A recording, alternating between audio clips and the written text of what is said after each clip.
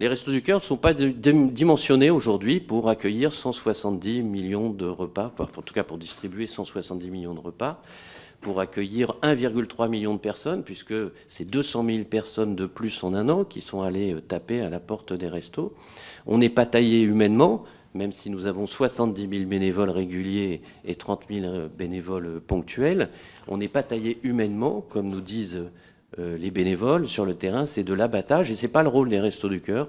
Le rôle des Restos du Cœur, c'est d'accueillir. L'aide alimentaire est un point d'entrée pour accompagner, pour orienter, pour les orienter vers l'accès aux droits et pour essayer de faire sortir ces personnes de la précarité. Donc on a des bénévoles qui sont humainement à bout de souffle, on a des charges qui augmentent, on en a parlé de l'inflation, et c'est pour ça que le conseil d'administration des Restos du Cœur a dit cet été et a pris ces décisions, 10 mesures pour freiner la machine, parce que nous ne sommes plus taillés pour répondre aux besoins. Et ces mesures, elles sont très concrètes, elles sont très pratiques. Ça veut dire qu'à partir de novembre, ces mesures ne sont pas encore en route, comme l'a annoncé notre président. Elles commenceront à la campagne d'hiver. Ça veut dire qu'à partir de novembre, nous allons refuser du monde. Nous allons refuser du monde pour la première fois de l'histoire des Restos du Cœur. Cette hausse massive et brutale n'était jamais arrivée. Elle avait été constatée en 2008, suite à la crise financière, mais de manière beaucoup plus lente.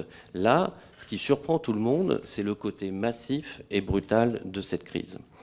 Donc à partir de novembre, nous allons baisser les dotations du nombre de personnes. Nous réduisons aussi les critères d'accès à l'aide alimentaire au sein des restos, même si, comme vous le savez, les restos ne font pas que de l'aide alimentaire. Nous avons aussi du personnel en chantier d'insertion, par exemple 2000 personnes en chantier d'insertion.